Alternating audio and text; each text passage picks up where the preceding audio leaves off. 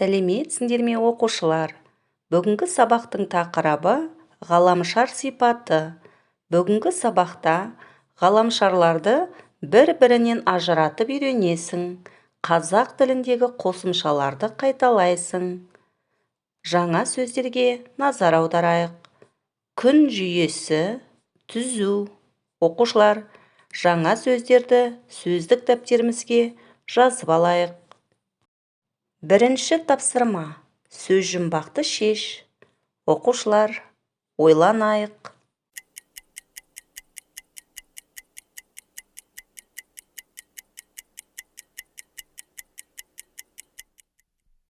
Сөз жұмбақты қалай шештік? Өз жауаптарыңды біз ұсынған жауап нұсқасымен салыстырып көріңдер. Тігінен, күннен кейін 6-шы тұрған ғаламшар Сатурн. Күннен кейін 7-ші тұрған ғаламшар Уран. Жарқыраған ең ыстық жұлдыз Күн. Көлденеңінен ғаламшарларды зерттейтін ғалым астроном. Ғаламшарлардың орналасқан аймағы кеңістік. Күнге ең жақын тұрған ғаламшар Меркурий.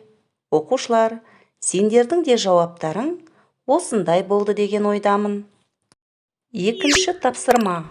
Фото суретке қара. Күн жүйесіндегі ғаламшарлар неге ұқсайды?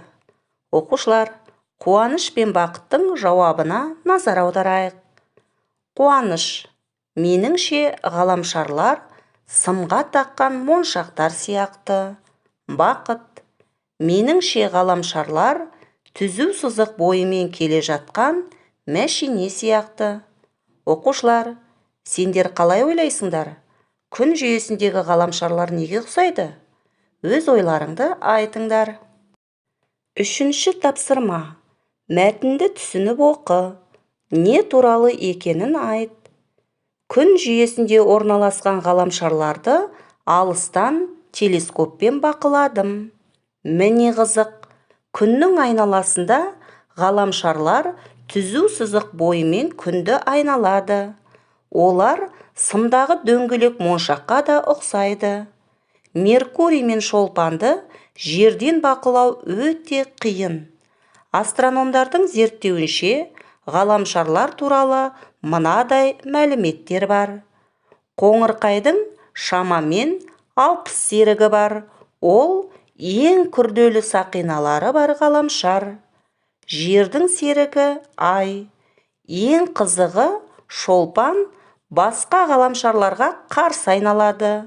Шолпан күн мен айдан кейінгі ең жарық ғаламшар. Төртінші тапсырма. Сөйлемдерді оқы. Толықтырып жаз. Оқушылар, жұмыстарыңа сәттілік тілеймін.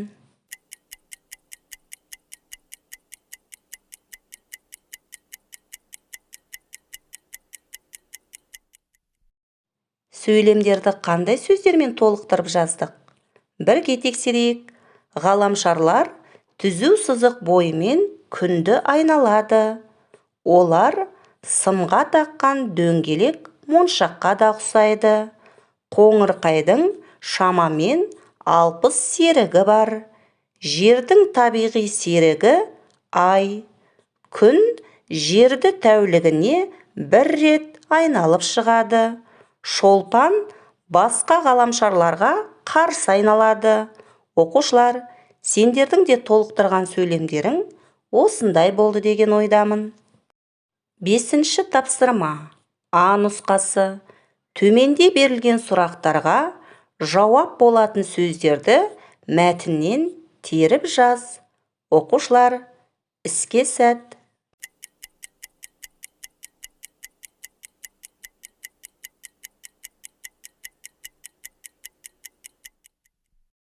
Берілген сұрақтарға жауап болатын қандай сөздерді мәтіннен теріп жаздық?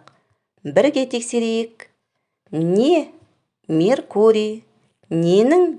Жердің. Неге? Моншаққа. Нені? Күнді. Қайда? Күн жүйесінде. Қайдан? Айдан. Немен? телескоппен. Оқушылар, сендердің де тапсырмаларың дұрыс орындалды деп сенемін. 5-ші тапсырма. Ә нұсқасы. Берілген сөздерге қосымша жалғап жаз. Оқушылар, жұмыстарыңа сәттілік тілеймін.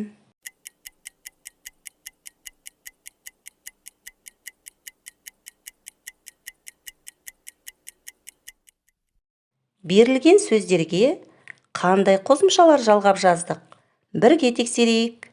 Не, шаң, ғылым, тозаң. Ненің, шаңның, ғылымның, тозаңның.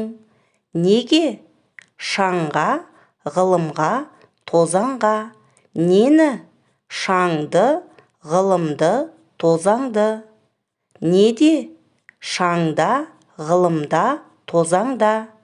Неден, шаңнан, ғылымнан, тозаңнан.